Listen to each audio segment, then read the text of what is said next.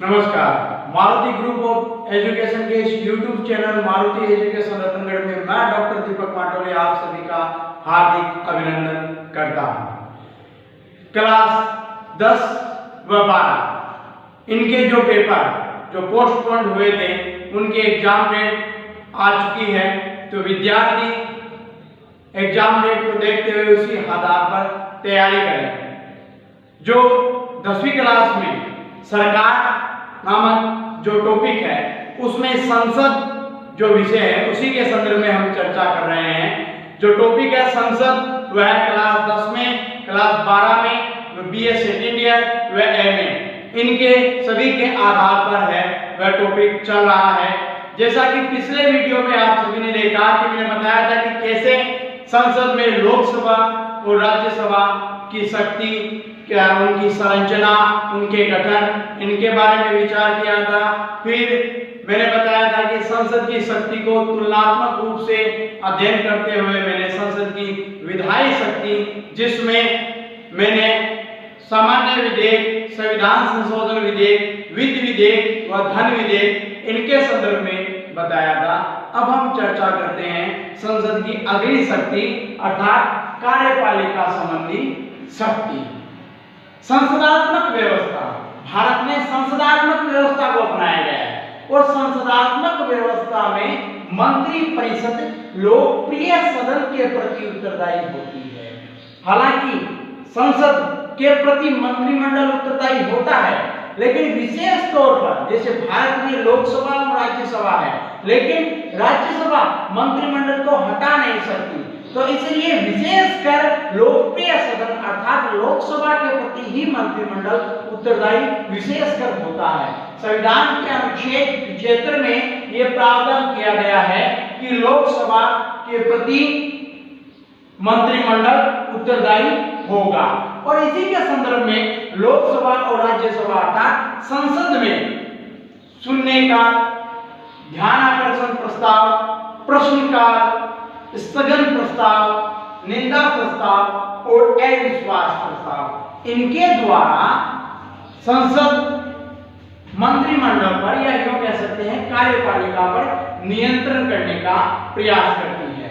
हालांकि राज्यसभा प्रश्न के सदस्य मंत्रिमंडल से प्रश्न पूछकर, पूरक प्रश्न पूछकर इनके द्वारा नियंत्रण करने का प्रयास करते हैं, लेकिन अविश्वास प्रस्ताव यह केवल और केवल लोकसभा में ही आ सकता है। विश्वास प्रस्ताव और अविश्वास प्रस्ताव ये दो प्रकार के होते हैं। अविश्वास प्रस्ताव विपक्ष लेकर आता है जो ये साबित करता है कि इस सरकार के पास में लोकसभा में बहुमत नहीं है, और विश्वास प्रस्ताव यह हमेशा सरकार लेकर आती है जो यह प्रयास करती है कि सरकार के पास में लोकसभा में बहुमत है। जब जब लोकसभा में बहुमत नहीं हुआ है तब तक सरकार को मंत्रिमंडल को त्याग पत्र देना पड़ा है। भारत में अभी तक 6 मंत्रिमंडल जिनके पास में लोकसभा में आवश्यक संख्या नहीं हुई, इनके कारण से उनको त्याग पत्र देना पड़ा, जिनमें मोरारजी देसाई मंत्रिमंडल, वीपी सिंह मंत्रिमंडल, चंद्रशेखर मंत्रिमंडल, वाजपेयी मंत्रिमंडल, देवगौड़ा मंत्रिमंडल व गुजरात मंत्रिमंडल। इनको लोकसभा में आवश्यक संख्या नहीं होने के कारण त्याग पत्र देना पड़ा। वहीं दूसरी तरफ हम देखें तो विश्वास मत प्राप्त न होने के कारण अप्रैल 1999 में अटल बिहारी वाजपेयी की सरकार लोकसभा में अपना बहुमत साबित नहीं कर पाई। एक मत के कारण से उनका बहुमत है वह साबित नहीं हो पाया, तो अटल बिहारी वाजपेयी की सरकार को अप्रैल 1999 में वह त्याग पत्र देना पड़ा था विश्वास मत हासिल न होने के कारण। तो इस प्रकार से कार्यपालिका पर संसद नियंत्रण करती है और विशेषकर लोकसभा जो संसद में लोकप्रिय सदन है वह मंत्रिमंडल पर नियंत्रण करते हुए मंत्रिमंडल को अविश्वास प्रस्ताव के द्वारा, निंदा प्रस्ताव के द्वारा, ध्यान आकर्षण प्रस्ताव के द्वारा, इनके द्वारा मंत्रिमंडल पर पूर्णतः नियंत्रण करती है। वह अविश्वास प्रस्ताव के द्वारा मंत्रिमंडल को या कह सकते हैं कि कार्यपालिका को हटा भी सकती है। अब हम बात करते हैं संसद की न्यायिक शक्तियों पर कि संसद न्यायिक किन शक्तियों का पालन करती है। तो अनुच्छेद 61 के अनुसार संसद राष्ट्रपति पर महाभियोग लगाती है। यह महाभियोग का प्रस्ताव लोकसभा और राज्यसभा किसी भी सदन में सर्वप्रथम रखा जा सकता है। तो न्यायिक शक्तियों में राष्ट्रपति पर महाभियोग लगाती है, फिर उसके बाद के अंदर उपराष्ट्रपति को हटाने का प्रस्ताव है वह लेकर आती है। ध्यान में रखना है कि उपराष्ट्रपति को हटाने का प्रस्ताव सर्वप्रथम राज्यसभा में ही रखा जाएगा। राज्यसभा से पारित होने के बाद में फिर उसके बाद में वह लोकसभा में जाता है। संसद उच्च न्यायालय व उच्चतम न्यायालय के न्यायाधीशों को हटाने का प्रस्ताव ला सकती है। वह सदन के किसी भी सदन में, जैसे लोकसभा और राज्यसभा, किसी में भी सर्वप्रथम रखा जा सकता है। वह दोनों सदनों से पारित होना आवश्यक है। मुख्य न्याय चुनाव आयोग उसको हटाने का प्रस्ताव ला सकती है। नियंत्रक एवं महालेखा परीक्षक उसको हटाने का प्रस्ताव है वह संसद ला सकती है। इसके साथ साथ में संसद अपनी अवमानना पर दंड देने का भी कार्य करती है।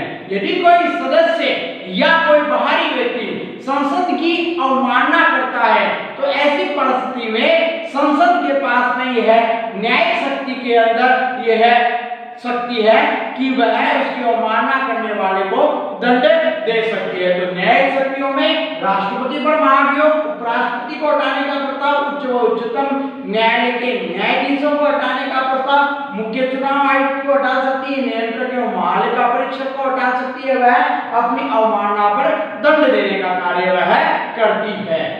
फिर उसके बाद के अंदर संसद की निर्वाचक शक्तियां, यानी संसद निर्वाचन के कार्य में भी हिस्सेदारी करती है। तो राष्ट्रपति के निर्वाचन में संसद के दोनों सदनों के निर्वाचित सदस्य वह राज्य की विधानसभा के निर्वाचित सदस्य भाग लेते हैं। तो इस आधार पर यह कह सकते हैं कि राष्ट्रपति के निर्वाचन में लोकसभा और राज्यसभा इन दोनों के ही निर्वाचित सदस्य भाग लेते हैं। वही उपराष्ट्रपति का निर्वाचन है वह संसद के सदस्यों के द्वारा होता है। तो उपराष्ट्रपति के निर्वाचन में भी संसद, लोकसभा और राज्यसभा के सदस्य भाग लेते हैं। लोकसभा अध्यक्ष व उपाध्यक्ष, ध्यान रखना, लोकसभा के सदस्य अपने में से ही किसी को अध्यक्ष व उपाध्यक्ष बनाते हैं। तो इनके निर्वाचन के संदर्भ में लोकसभा अपने अध्यक्ष व उपाध्यक्ष का निर्वाचन करती है। तो ये भी लोकसभा की शक्ति है।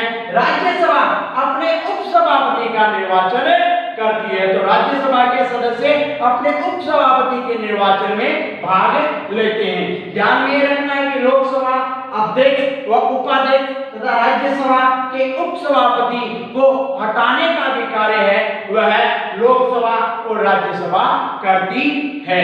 तो इस प्रकार से संसद की न्यायिक शक्ति व निर्वाचक शक्तियां ये होती है।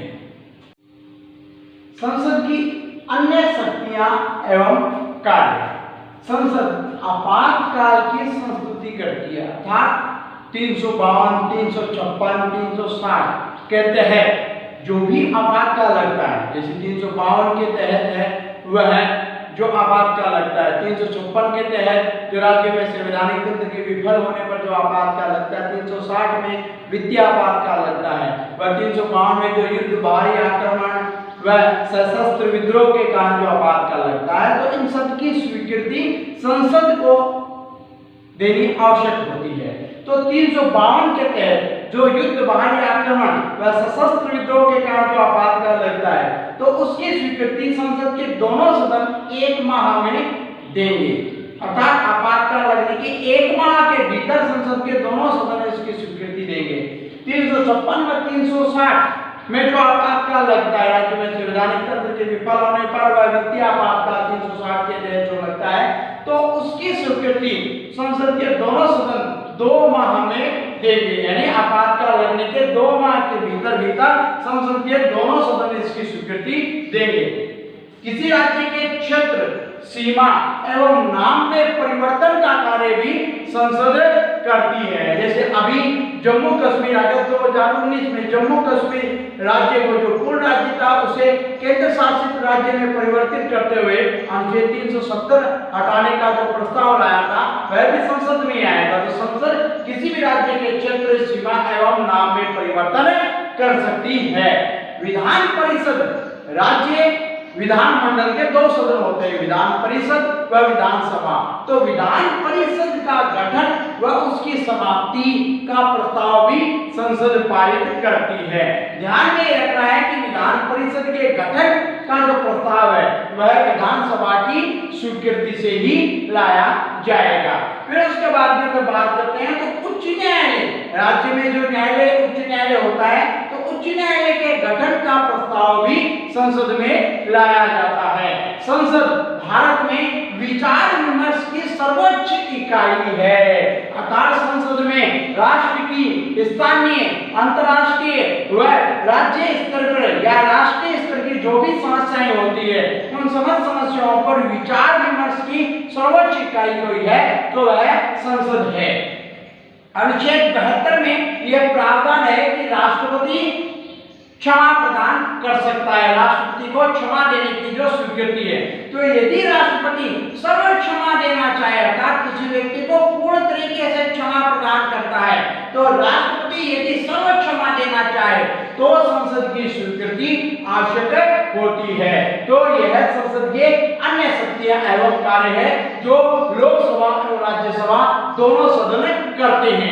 ध्यान में ये रखना है कि 352 के तहत जो आपातकाल है यदि भी लगाने के लिए तो 1 माह में संसद के दोनों सदनों की स्वीकृति आवश्यक है, लेकिन हटाने का प्रस्ताव केवल लोकसभा के पारित होने से लोकसभा यदि चाहे तो भी 352 का प्रस्ताव आसानी से हट सकता है। 352 के तहत जो आपातकाल लगता है उसे हटाने के लिए राज्यसभा की स्वीकृति आवश्यक नहीं है। तो यहाँ पर ये लोकसभा की विशेष शक्तियां हैं। अब हम बात करते हैं राज्यसभा और लोकसभा के पास में कुछ विशेष शक्तियां होती है। तो जब हम बात करते हैं राज्यसभा की तो राज्यसभा अनुच्छेद 249 में प्रावधान है कि राज्यसभा राज्य सूची के किसी विषय को राष्ट्रीय महत्व का घोषित कर सकती है। यह शक्ति केवल और केवल राज्यसभा के पास में ही है। राज्यसभा उपस्थित व मतदान करने वाले सदस्यों के 2/3 बहुमत से प्रस्ताव पारित करते हुए राज्य सूची के किसी विषय को राष्ट्रीय महत्व का घोषित कर सकती है। जब राज्यसभा ऐसा करती है तो इसका अर्थ हो जाता है कि राज्य सूची के उस विषय पर 1 वर्ष के लिए संसद कानून बनाएगी। 1 वर्ष पश्चात में यदि राज्यसभा फिर से उस विषय को राष्ट्रीय महत्व का घोषित करती है तो फिर से उस विषय पर संसद कानून बनाती है। अर्थात ये कह सकते हैं कि राज्य सूची के किसी विषय को राष्ट्रीय महत्व का घोषित करते हुए संसद के द्वारा जो कानून बनाया जाता है यह राष्ट्रीय महत्व का घोषित करने की जो शक्ति है वह अनुच्छेद 249 में संविधान के द्वारा केवल राज्यसभा को प्रदान की गई है। अब हम बात करते हैं अनुच्छेद 312 में नई अखिल भारतीय सेवाओं की स्थापना करने की शक्ति। तो राज्यसभा अपने उपस्थित व मतदान करने वाले सदस्यों के 2/3 बहुमत से प्रस्ताव पारित करते हुए नई अखिल भारतीय सेवाओं की स्थापना करने की का अधिकार केंद्रीय सरकार को दे सकती है। यदि राज्यसभा तो अपने 2/3 बहुमत से नई अखिल भारतीय सेवाएं स्थापित करने का प्रस्ताव पारित कर देती है तो केंद्रीय सरकार नई अखिल भारतीय सेवाओं की स्थापना कर सकती है। तो अनुच्छेद 249 व 312 में जो शक्तियां दी गई है वह केवल राज्यसभा के पास में है। अब बात करते हैं लोकसभा। लोकसभा जनता की शिकायतों का निवारण करने का भारत का सबसे बड़ा सदन है। यदि भी जनता की शिकायत राज्यसभा में भी सुनी जाती है, राज्यसभा में भी उस पर विचार विमर्श होता है, लेकिन लोकसभा लोकप्रिय सदन है। यहाँ पर जो भी चुनकर आते हैं वह प्रत्यक्ष निर्वाचन होता है अर्थात जनता स्वयं अपने प्रतिनिधियों का निर्वाचन करती है, जबकि राज्यसभा में तो अप्रत्यक्ष निर्वाचन होता है। तो जब जनता स्वयं अपने प्रतिनिधियों का निर्वाचन करती है तो ऐसी परिस्थिति में वह प्रतिनिधि स्पष्ट रूप से जनता तो इसलिए जनता की शिकायतों का निवारण है वह लोकसभा में किया जाता है। तो इस प्रकार से यदि हम तुलनात्मक रूप से जो संसद की हमने जो शक्तियां पढ़ी तो उसके आधार पर हम ये कह सकते हैं कि विधायी शक्तियों में लोकसभा व कुछ शक्तियों में लोकसभा को प्राथमिकता दी गई है क्योंकि वह लोकप्रिय सदन है, लेकिन राज्यसभा भी विशेष शक्तियां रखती है। अनुच्छेद 249 312 के तहत उसके पास में विशेष शक्तियां हैं। वहीं अन्य यदि हम बात करें संवैधानिक संशोधन विधेयक, साधारण विधेयक, वह अन्य जो न्यायिक शक्तियां हैं, जो है निर्वाचन की शक्तियां हैं, वह अन्य जो भी शक्तियां हमने पढ़ी है उनमें भी राज्यसभा लोकसभा के समान शक्तियां रखती है। तो इस प्रकार से लोकसभा व राज्यसभा की शक्तियों का यह अध्ययन का विषय वस्तु, यह टॉपिक आज संपूर्ण होता है। यदि आपको वीडियो में पढ़ाए गए जो भी टॉपिक है वो अच्छे लगे तो आप चैनल को लाइक और सब्सक्राइब कीजिए। वह आप अब क्योंकि 10वीं और 12वीं का एग्जाम का नया शेड्यूल आ चुका है तो विद्यार्थी अपने अपने जो भी विद्यालय के हैं वह इस ग्रुप को चैनल को सब्सक्राइब करें। वह जो अन्य विद्यालय के विद्यार्थी हैं वह भी इस ग्रुप को सब्सक्राइब करते हुए, क्योंकि यहाँ पर 10वीं और 12वीं के लिए पेपर के संदर्भ में स्पेशल तैयारी वाले वीडियो भी अपलोड किए जाएंगे। धन्यवाद। जय हिंद। घर पर रहें, सुरक्षित रहें, कोरोना वायरस से बचते हुए रहें।